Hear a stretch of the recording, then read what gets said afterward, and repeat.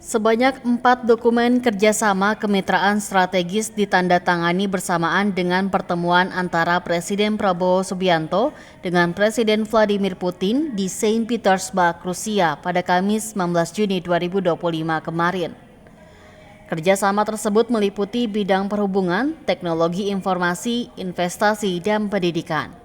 Salah satu dokumen dari 4 dokumen kerjasama yang disepakati yakni pendirian Platform Investasi Indonesia-Rusia.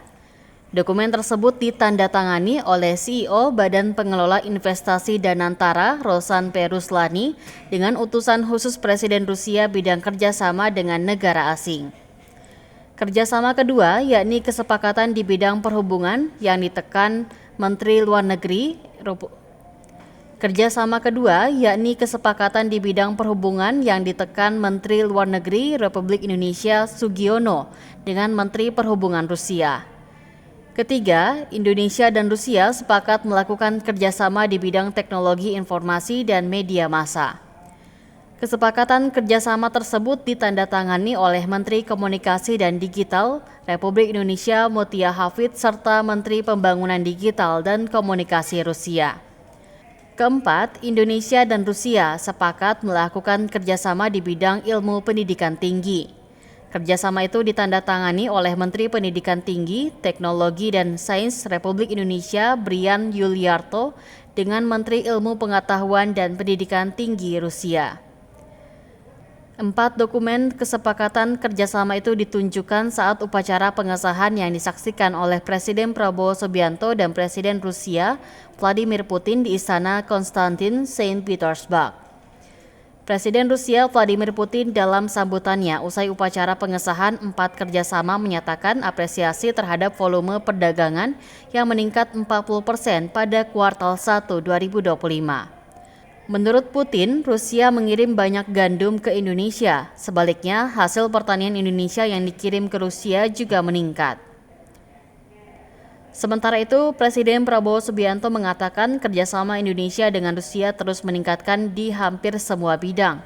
Prabowo pun merasa senang dengan terus berkembangnya dan meluasnya kerjasama bilateral itu. У нас есть хорошие перспективы по целому ряду приоритетных и очень интересных направлений взаимодействия. Kami ada banyak perspektif di berbagai bidang.